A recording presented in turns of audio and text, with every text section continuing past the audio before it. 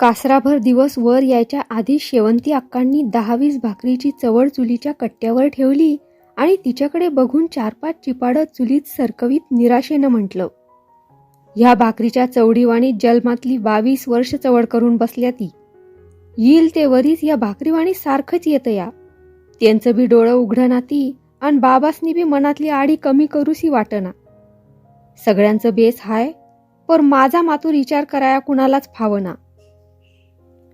काटवटीतल्या भाकरीच्या पिठात उजव्या हातानं पाणी घेऊन ते पीठ मळायला सुरुवात करताना शेवंती अक्कांना मनाचा कढ आवरता येईना.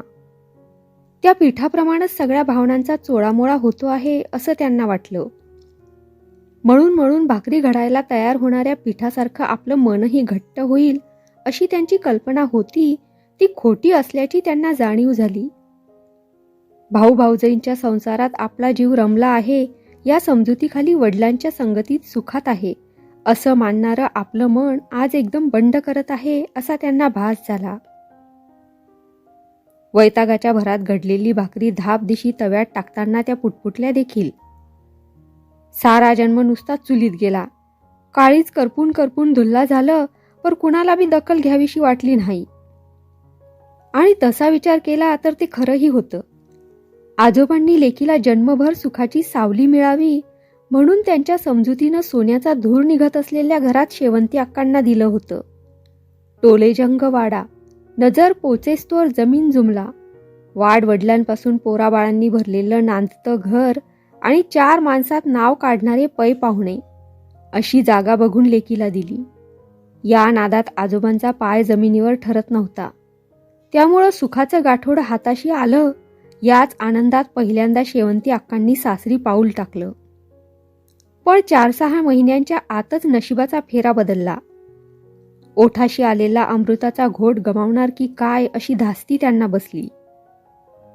एक दिवस 3ऱ्या प्रहरी विठोबा घरात आला. ते अमुक एक ऐक नाहीतर नरडीचा घोट घेतो अशाच थाटात. आपल्या डोक्यावरचा रेशमी फेट्याचा शेमला पाठीवरून उजव्या बाजूनं रुबाबात पुढं टाकीत त्यानं शेवंती अक्कांना म्हटलं, अंगावरचा फुटका मणी विकून आत्ताच्या आत्ता माझ्या मोरा आला तर बरं हाय, नाहीतर हू म्हणायच्या आत होतीस का नव्हतीस करीन. या अनपेक्षित धाकानं शेवंती अक्का घाबरल्या. भीतीनं त्यांचं सर्वांग थरथरू लागलं. तोंडाची बोबडी वळून गेली. विजेच्या वेगानं त्या 4 पावलं मागे सरकल्या. पण त्याचा परिणाम भलताच झाला. दोन्ही हातांनी त्यांचं नरडं घट्ट आवळीत कुणालाही काही सांगणार नाही या अटीवर विठोबानं त्यांच्याजवळून सगळे दागिने घेतले आणि तो निघून गेला. मोठ्या दिमाखानं खात्यापित्या घरात आलेली ह्या लक्ष्मीची पावलं एकाएकी मंदावली. पोटात मावणार नाही एवढं सुख आहे या नादात उमलत चाललेली शेवंती कोमेजू लागली. कसली मेली पांढऱ्या पायाची कुणाला माहीत, ही घरात आली आणि पोरगं बाहेर गेलं. शेवंती अक्काच्या सासूबाईंनी तोंड सोडलं. त्यांना पाहताच कानशिलावर मायेनं मोडणारी तिची बोटं दात ओठ खात कडाकड मोडू लागली. शेवंती अक्कांच्या काळजाला जोराचा हादरा बसला. सारं घर त्याच्या उलट फिरू लागलं.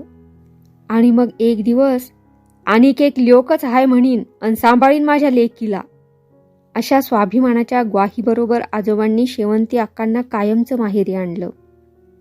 त्यानंतर स्वप्नात दिसावा त्याप्रमाणेच विठोबाचा चुकून केव्हा तरी ओझरतं दर्शन त्यांना घडलं, इतकंच. पण काही झालं तरी संसाराची ओढ त्यांच्या मनातून कमी झाली नाही. विठोबा भेटावा, त्यानं आपल्याला न्यावं, एखाद्या मुलाचं संगोपन करण्यात हाडाची काडं व्हावीत, ही भावना त्यांच्या हृदयाला स्पर्श केल्याशिवाय राहत नव्हती. त्यामुळंच परवा विठोबा न्यायला आला असता आजोबांनी त्याला हाकललं म्हणून त्यांचं काळीज आणखीनच पिचून गेलं होतं.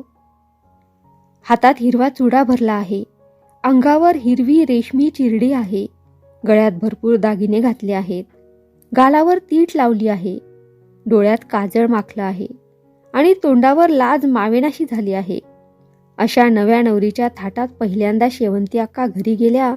त्यावेळी विठोबानं त्यांच्याकडे इतक्या आनंदानं पाहिलं होतं की ती नजर त्या केव्हाच विसरू शकत नव्हत्या.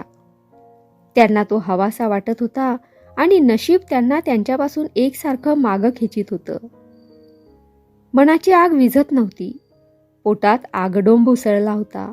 माझ्या परास दुसऱ्या या सगळ्यांच्या वाटणीला असलं नशीब घालायला देवाला सुचलं असतं तर बेत झालं नसतं. डोळे फोडून बसला होता काय भाडू, तवा मलाच नेमकीला उचलली. शेवंती अक्काच्या मनाचा तोल सुटला. राधिकेच्या सुखासाठी रात्रंदिवस धडपडणाऱ्या मनात भलतीच भावना डोकावून गेली. हिचं बी होऊ दे, नाही तर माझ्यासारखंच लई उड्या मारतीया. पण त्याच क्षणाला त्या एवढ्यांदा दचकल्या की तोल जाऊन त्या चुलीशी कोलमडल्या. आत्याबाई, राधिका घाबरून पुढे धावली. तिनं शेवंती अक्काच्या हातातील अर्धवट घडलेली भाकरी काटवटीत फेकून देऊन त्यांना चुलीपासून मागं ओढलं. तो शेवंती अक्काच्या हाताला तव्याचा मोठा डाग पडला होता. फार भाजलं का ग? राधिकेनं अधीरतेनं चौकशी केली. तो डाग बघून तिच्या काळजात लकलकलं. तिला भीती वाटली म्हणून तिनं तिथं फुंकर घातली. तेव्हा शेवंती अक्का तिला पोटाशी धरीत एवढंच म्हणाल्या, हातावरचा डाग कसा बी निघाला आजू द्या, पर जो काळजावर पडला तो मात्र निघायचा नाही. इतक्यात शकुंतलेची हाक दरवाजातून आली म्हणून राधिकेनं घाईघाईने शेवंती अक्कांना विचारलं, असं का म्हणतेस ग, मला नाही का सांगायचं? पण तेवढ्यात शकुंतलेने स्वयंपाकघरात पाऊल टाकल्यामुळं शेवंती अक्का एक दीर्घ उसासा टाकीत म्हणाल्या, लहान आहेस अजून तू, तुझा जीव असाच माझ्यामुळं सुखात लोळू दे. शके, दोघीजणी मळ्यात जाऊन भाकरी देऊन या जावा, शिरपूची एवढी. शेवंती अक्कांनी मोठ्या शिताफीनं विषय बदलला हे ध्यानात येऊनही राधिका गप्प राहिली. शकुंतलेसमोर घरातील गोष्टी निघू नयेत असं शेवंती अक्कांनी तिला मागेच 2-4दा बजावलं होतं. त्यामुळं अगदी नाईलाजानं तिनं आपली उत्सुकता मागे खेचली आणि चुलीवर ठेवलेली भाकरीची चवड घेऊन शेतावर न्यायच्या न्याहारीची तयारी केली. शके, मोठ्या माणसांना पण त्रास होतो का ग कधी कधी? घर सोडून रस्त्याला लागल्याबरोबर राधिकेनं शकुंतलेकडे काहीशी कुतूहलानं चौकशी केली. कशावरून म्हणतेस? राधिकेचा प्रश्नाचा रोख नीट ध्यानात न आल्यामुळं शकुंतलेनं तिच्याकडे आश्चर्यानं पाहिलं. पण मला असं वाटतं केव्हा केव्हा आमच्या घरातील मोठी माणसं मनाला होणारा त्रास बोलून दाखवित नाहीत, पण गप्प गप्प असतात, नाहीतर रागावतात तरी. त्यांना ती आपल्याला बोलतात, रागावतात तसं धाक देणारं कुणी नसतं, तरी का ग कुदतात ती मनातल्या मनात? का, कुणी काही बोललं वाटतं आज? नाही ग, पण आपली विचारते. शक्य आहे बाई, माझी आई परवा म्हणाली की तुझ्या आत्याबाईला फार काळजी असते म्हणून. खरं का ग? ते नेमकं माहीत नाही, पण तिचं मन तिला खात असावं असं मात्र वाटतं बाई. जाऊ दे ग, मोठ्या माणसांच्या फंदात कशाला पडा आपण, आणि आपल्याला थोडंच कुणी काही सांगायला बसलंय. बरं, तुझं त्या गाणी शिकवायच्या कामाचं कुठवर आलं? शकुंतलेनं राधिकेचा हात आपल्या हातात घेतला आणि आनंदानं तो मागे पुढे करीत खट्याळपणानं तिच्याकडे पाहिलं. पण राधिका लाजण्याऐवजी अगर हसण्याऐवजी गंभीर झाली. त्यामुळं कपाळावर आश्चर्याची रेघ उडीत शकुंतलाच पुन्हा म्हणाली, म्हणजे मास्तरांनी गाणी लिहून दिली नाहीत की काय? तरी पण निराशेनं मान खाली घालीत राधिका गप्प गप्पच पुढे चालली. तिनं असं का करावं याचा उलगडा झाला नाही, म्हणून रस्त्यावरच्या एका झाडाच्या बुंध्याशी जाऊन तिथं बसत शकुंतलेनं आणखी एकदा बोलून बघावं म्हणून म्हटलं, मी म्हणू का एखादं गाणं? नाही तर तू? शकुंतलेला गाणं फारसं येत नव्हतं हे माहीत असल्यानं तिनं गाण्याचं नाव काढताच मंद स्मित करीत राधिकेनं तिच्याकडे रोखून पाहिलं. तेव्हा मात्र खूप मोठ्यानं हसून तिथून पळून जात शकुंतला म्हणाली, मास्तरांचं गाणं तुला माहीत नाही, तुझं त्यांना माहीत, पण माझं मात्र खास तुझ्यासाठी रचलं गेलंय, ऐकून घेशील? आणि तिनं एक खडा उचलून राधिकेच्या अंगावर फेकला. पण त्याच क्षणाला मास्तर समोरून सायकलवरून येत असल्याचं दिसताच जीभ चावून ती चटकन खाली बसली आणि राधिकेला उद्देशून ओरडली, एवढा वेळ बसलेली दातखिळी आता उघडलीस तर मात्र माझ्याशी गाठ आहे म्हटलं. माणसानं एखाद्याला जे पत्र लिहिलेलं असतं ते त्या माणसाकडून उत्तर यावं म्हणून, असं नाही का तुम्हाला वाटत? राधिकेच्या हातातील शिदोरीकडे पाहत मास्तरांनी तिला सरळ विचारलं.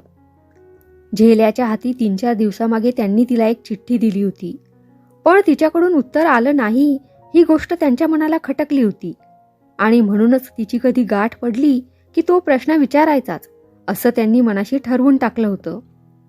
ती संधी आता आयती चालून येताच त्यांनी तिचा चटकन फायदा घेतला. पण त्यावर काही उत्तर द्यायच्या आधी राधिकेनं नुसती मान वर केली.